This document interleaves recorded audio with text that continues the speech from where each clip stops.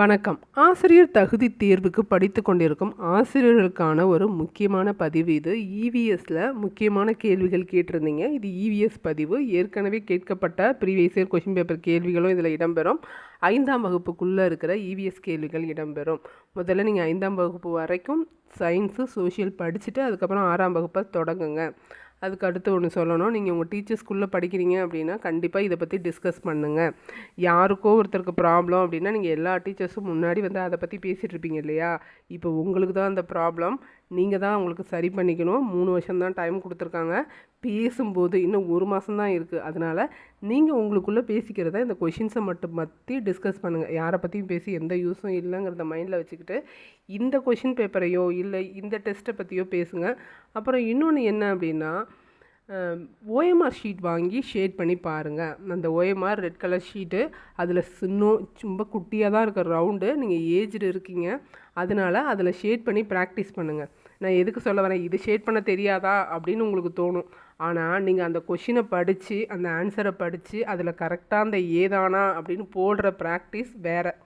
நீங்கள் நோட்டில் எழுதுறது வேறு, அந்த ஷேட் பண்ணுறது வேறு. அதனால் தயவு செஞ்சு சொல்கிறேன், நீங்கள் ஓஎம்ஆர் ஷீட்டு பிரிண்ட்டு போட்டு கூட ஒரு தடவை ஆன்சர் எழுதும் போதும் அதில் ஷேட் பண்ணி ப்ராக்டிஸ் பண்ணுங்கள். இது ரொம்பவே யூஸாக இருக்கும். 2 மார்க்கு 3 மார்க்கு ஷேட் பண்ணுறதுல போனால் கூட அது உங்களுக்கு தான் நஷ்டம். அதனால் சொல்கிறேன், அதை ஷேட் பண்ணி பழகுங்க. சரி, இன்றைக்கி நாம் கேள்விகள் பார்க்கலாம். மொத்தம் 100 கேள்விகள் இருக்குது. 50 கேள்விகள் ஒரு பதிவிலையும், அடுத்த 50 கேள்விகள். அதே மாதிரி போன நவம்பரில் இதே மாதிரி இம்பார்ட்டன்ட் கொஷின் கேட்டிருந்தீங்க. அந்த கொஷின்ஸில் நிறைய வந்திருந்தது அப்படின்னு சொல்லியிருந்தீங்க. அதுவும் நான் டிஸ்கிரிப்ஷனில் கொடுக்குறேன். அந்த கொஷினையும் படிச்சுக்கோங்க, இப்போ கொடுக்குற கொஷினையும் படிச்சுக்கோங்க. கொஞ்சம் ஓரளவு மார்க் வாங்க கான்ஃபிடெண்ட்டாக இருக்கும். படிக்கலாம்.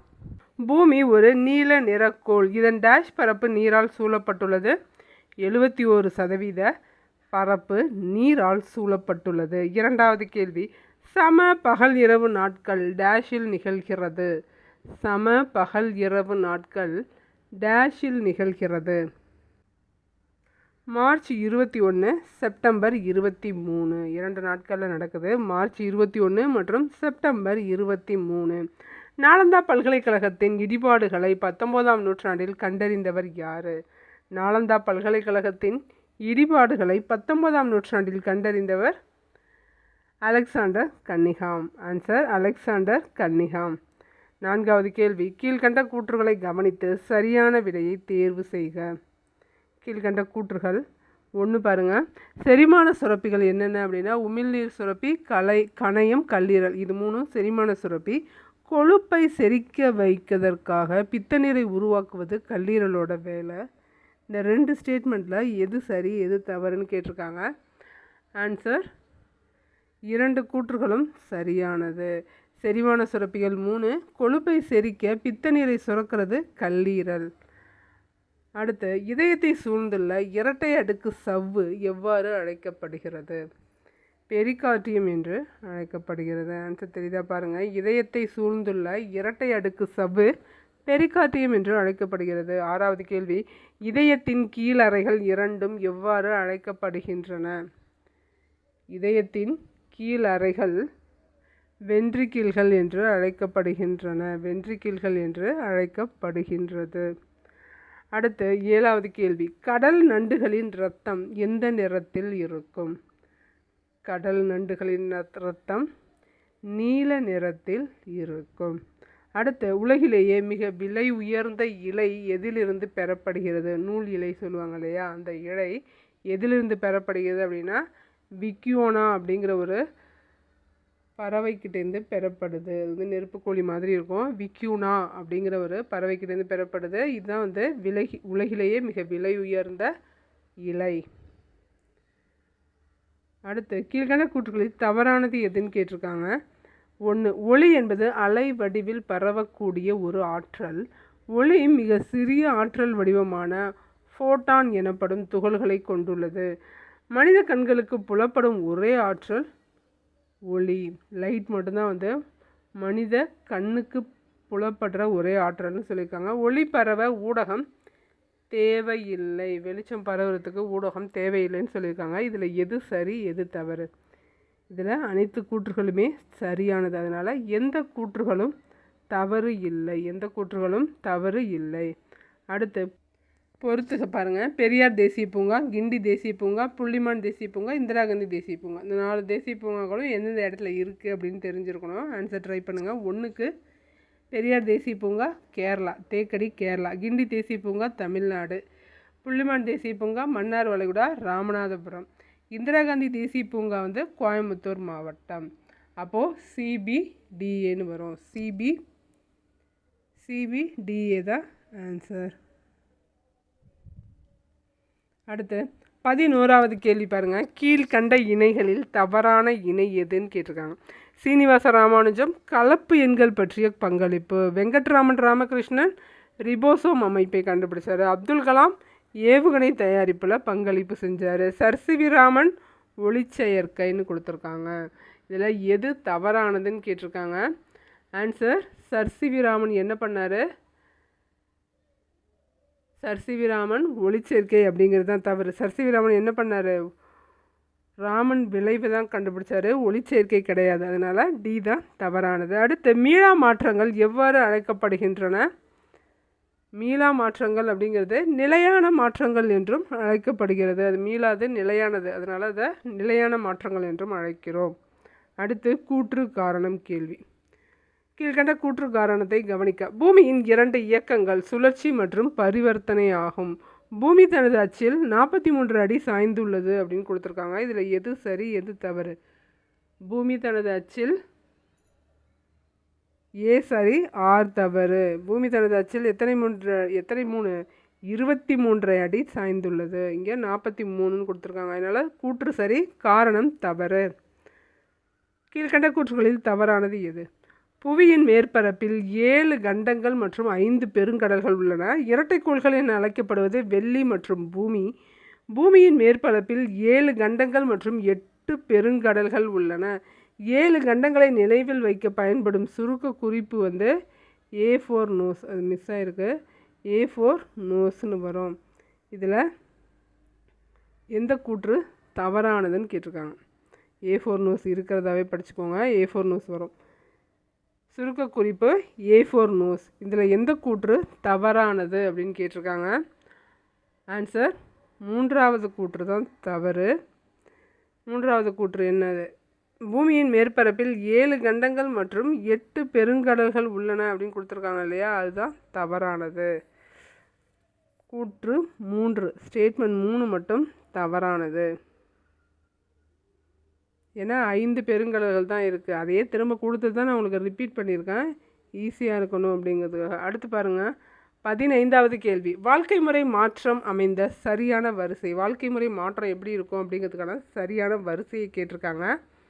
எப்படி இருக்கும்? முதல்ல மனிதன், அதுக்கப்புறம் யார் வருவா? மனிதன்லாம் சேர்ந்து தான் குடும்பம், குடும்பமெல்லாம் சேர்ந்து தான் சமூகம், சமூகம் தான் என்னவாக இருக்குது? சமுதாயமாக இருக்குது.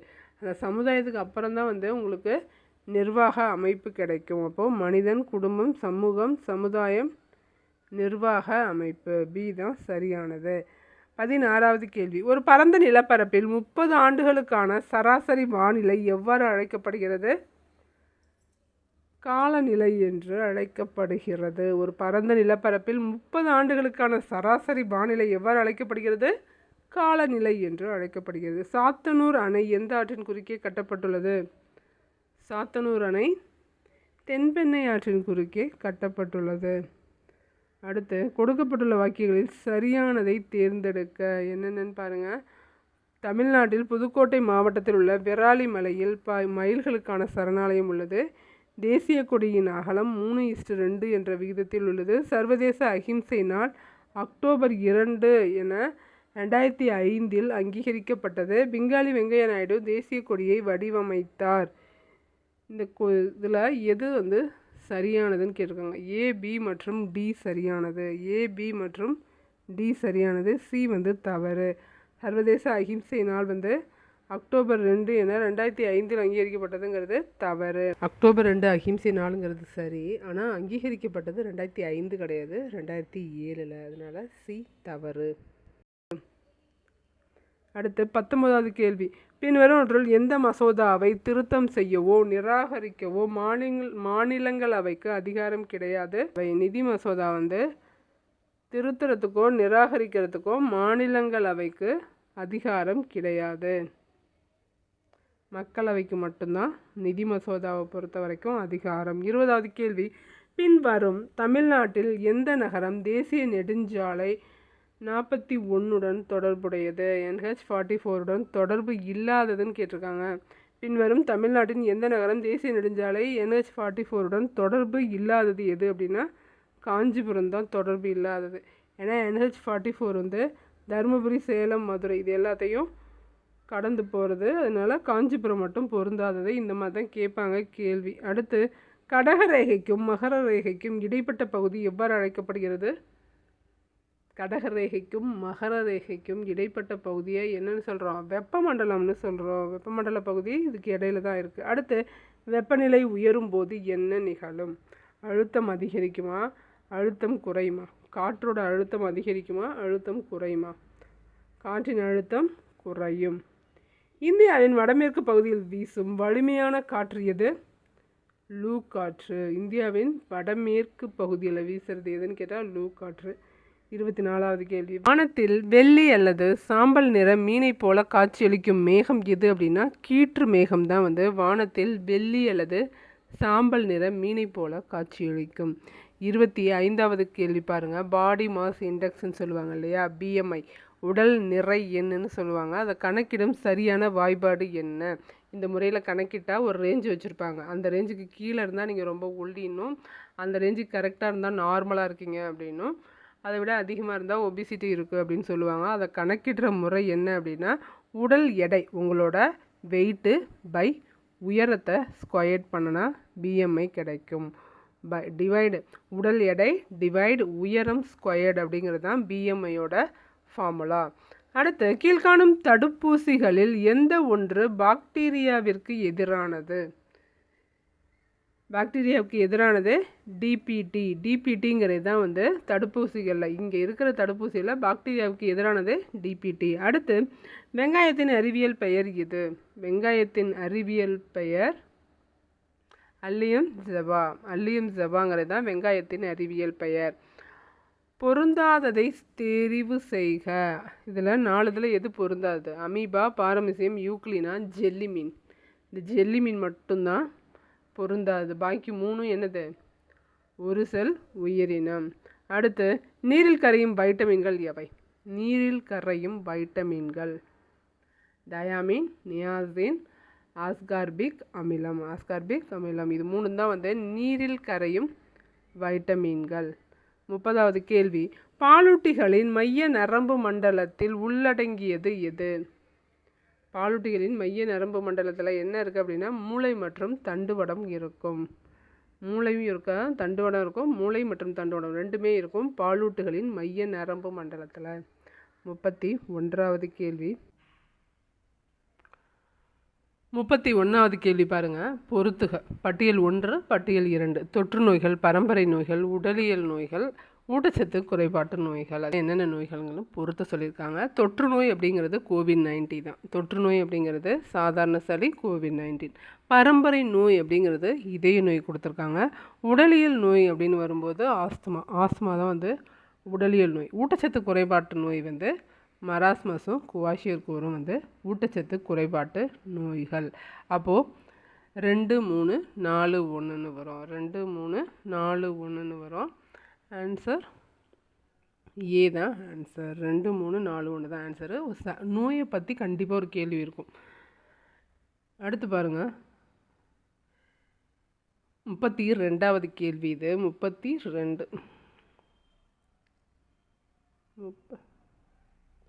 32வது கேள்வி. உணவு குழாயின் சுவர்களில் காணப்படும் மென் தசையின் மற்றொரு பெயர் என்ன? உணவு குழாயின் சுவர்களில் காணப்படும் மென் தசைகளின் மறுபெயர் என்ன? ஆன்சர் கட்டுப்பாட்டுடன் இயங்கும் தசை தான் உணவு குழாய்க்கு உள் சுவரில் இருக்குது. கட்டுப்பாட்டுடன் இயங்கும் தசை. அடுத்து, காட்டுத்தேனியின் விலங்கியல் பெயர். காட்டுத்தேனியின் விலங்கியல் பெயர் ஏபிஸ் டார்சேட்டா. ஏபிஸ் டார்சேட்டா. இது எல்லாமே முக்கியமான கேள்விகள், கேட்கப்பட்ட கேள்விகள் தான். இது எல்லாமே படிச்சுக்கோங்க. 34வது கேள்வி, ஜூன் 28ஆம் தேதியிலிருந்து எந்த கோள் அதன் சாதாரண கிழக்கு நோக்கிய இயக்கத்தினை விடுத்து மேற்கு நோக்கி நகர்வது போல தோன்றும்னு போட்டிருக்காங்க. இது ஒரு மாய தோற்றம், இந்த மாதிரி நிகழும் அப்படின்னு சொல்லியிருந்திருக்காங்க. இது மாதிரி நிகழும். ஜூன் 28க்கு அப்புறம் இது வந்து மேற்கு நோக்கி நகர்ற மாதிரி தெரியும். அது எந்த கோள் அப்படின்னா செவ்வாய்க்கோள். அடுத்து 35, தாஜ்மஹாலின் ஒளிரும் தன்மை இழப்பிற்கு காரணம் என்ன? தாஜ்மஹாலின் ஒளிரும் தன்மை இழப்பிற்கு காரணம் பசுமை இல்ல விளைவா அமில மழையா? ஆன்சர் அமில மழை. 36வது கேள்வி, பட்டியல் 1 பட்டியல் 2, ஏ வகை, பி வகை, சி வகை. இது என்ன வகை தீன்னு கூட கேட்கலாம். ஏ வகைனா எதால் வரும், பி வகைனா எதால் வரும்னு கூட கேட்கலாம். இது எதை அணைக்கிறாங்கன்னு கொடுத்துருக்காங்க. ஏ வகை தீ வந்து நீரால் அணைப்பாங்க, பி வகை தீ வந்து கார்பன் டை ஆக்சைடு. இதே சி வகை தீ அப்படின்னா திட கார்பன் டை ஆக்சைடு. 1 2 3 அப்படின்னு வரும். இப்போ ஆன்சர் ஏக்கு 3, பிக்கு 2, சிக்கு 1. அடுத்து, கீழ்கண்டவற்றில் தவறான இணை எது? கீழ்கண்டவற்றில் தவறான இணை. உலக நீர் தினம் மார்ச் 22, உலக காசநோய் ஒழிப்பு தினம் மார்ச் 24, உலக உணவு தினம் அக்டோபர் 16, உலக புலிகள் தினம் ஜூன் 28 கிடையாது, ஜூன் 29. அதனால் இதில் தவறானது உலக புலிகள் தினம்தான். அடுத்து, செக்குலரிசம் என்ற பதத்தை உருவாக்கியவர் யார்? செக்குலரிசம் அப்படின்னா மதச்சார்பின்மை. இந்த பதத்தை உருவாக்கியவர் யார் அப்படின்னா George Jacob Holyoake. George Jacob Holyoake. அடுத்து 39வது கேள்வி, வளிமண்டல காற்றில் சுமார் 75% எந்த வாயு காணப்படுகிறது? வளிமண்டல காற்றில் சுமார் 75% எந்த வாயு காணப்படுகிறது? நைட்ரஜன். நைட்ரஜன் வாயு தான் காணப்படுது.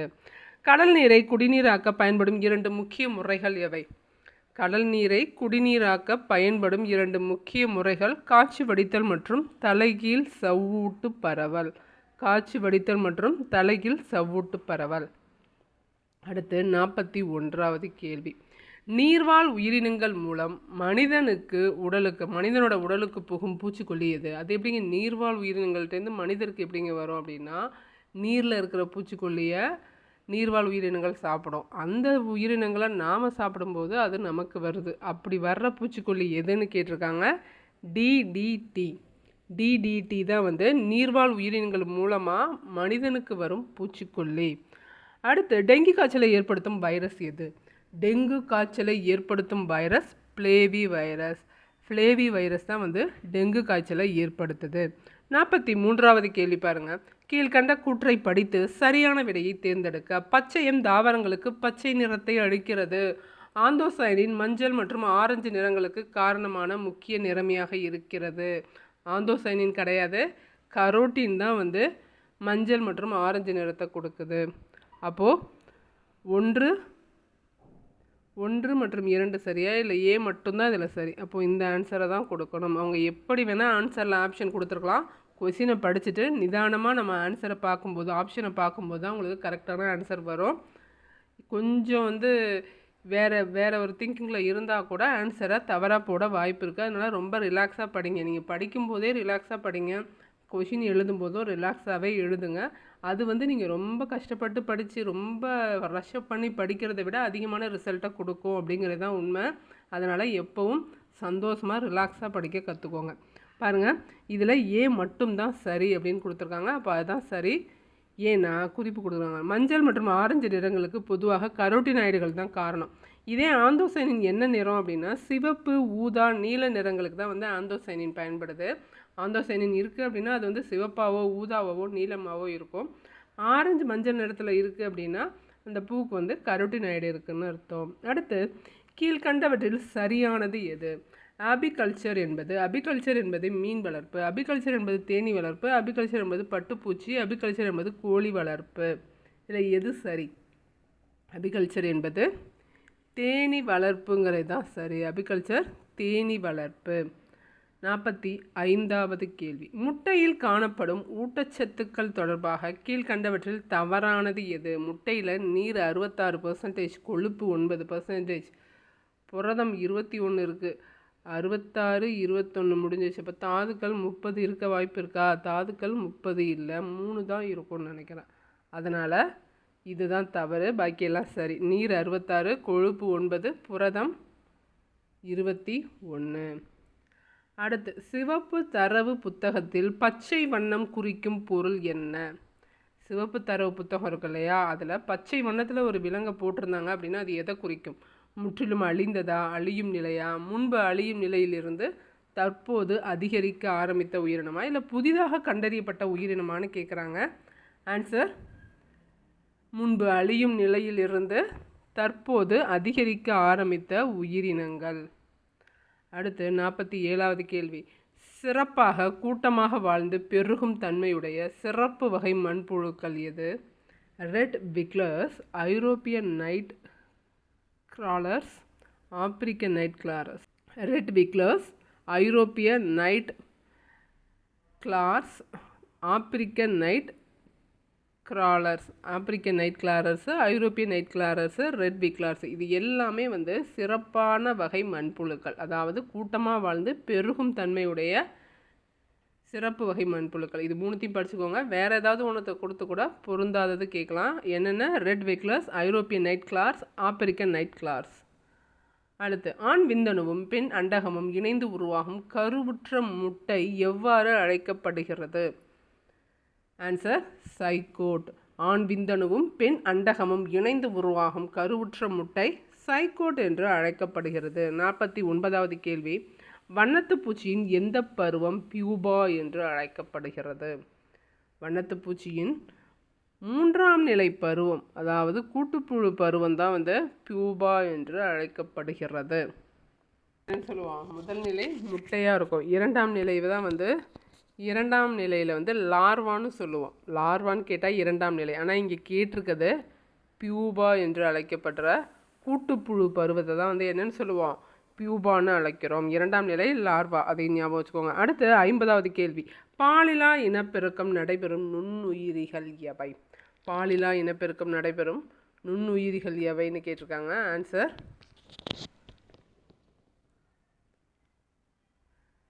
Amoeba, hydra. இது ரெண்டுமா இல்லை ரெண்டும் தவறா? ரெண்டுத்துலேயுமே பாலிலா இனப்பெருக்கம் தான் நடைபெறுது. அமீபா மற்றும் ஹைட்ரா இரண்டும் சரியானது. இதோட 50 வினாக்களுக்கு விடைகள் முடிஞ்சிருச்சு. 50 வினா விடைகள். இதை நீங்கள் படிக்கலைன்னா கூட ஒரு தடவை ரிவைஸ் பண்ணிக்கோங்க, ஒரு தடவை கேட்டுக்கோங்க. செகண்ட் டைம் கேட்கும்போது இதே கொஷின் வந்ததுன்னா உங்களுக்கு ரொம்பவே ஈஸியாக இருக்கும். கொஷின்ஸ் ரொம்ப தான் ஈஸியாக இருக்கும்.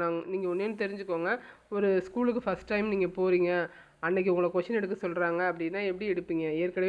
ஏற்கனவே எடுத்திருந்த கொஷினை வச்சு அதே மாதிரி ஒரு மாடலில் ஒரு கொஷினை தானே எடுப்பீங்க. இப்போ அந்த சுச்சுவேஷன் தான் கவர்மெண்ட்டுக்கும், அந்த மாதிரி தான் கொஷின்ஸ் வரும். ஏற்கனவே இருக்கிற கொஷின் பேப்பரை படிங்க, புக்கை படிங்க. அதுலேருந்து ஒரு லிமிட்டடாக தான் உங்களுக்கு கொஷின் கேட்பாங்க, கொஞ்சம் ஈஸியாக தான் கேட்பாங்க அப்படிங்கிறது தான் என்னோடய கருத்து. அதனால் ரொம்ப ரிலாக்ஸாக நார்மலாக படிச்சுட்டு போய் எழுதுங்க. அந்த ஷேட் பண்ணுறத கரெக்டாக பண்ணி எழுதுனீங்கனாலே நீங்கள் பாஸ் ஆகிடுவீங்க. கண்டிப்பாக பாசிட்டிவ் தாட்டோட மைண்டோட போங்க, பாஸ் ஆகிடலாம்.